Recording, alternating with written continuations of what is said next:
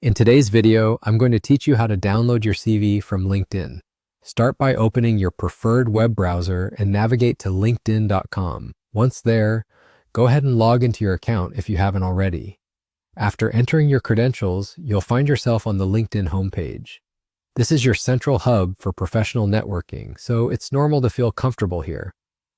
Now let's direct our attention to accessing your profile. You have a couple of options for doing this.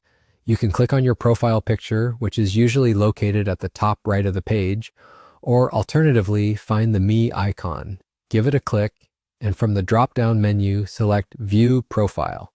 This will take you to your personal profile page, where all your professional details and accomplishments are displayed. Once you're on your profile page, just below your name, you'll notice three distinct options.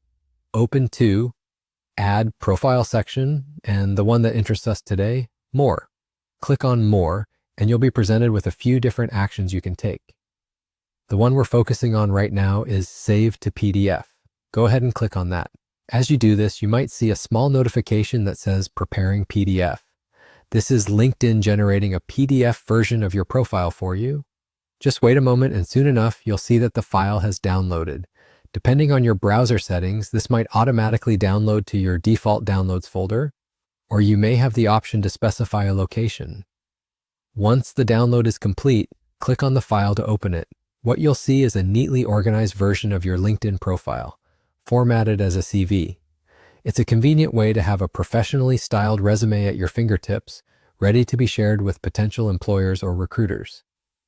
In this tutorial, I'm using a demo account, so the content is limited, but in your case, you should see comprehensive details from your LinkedIn profile reflected in the CV format.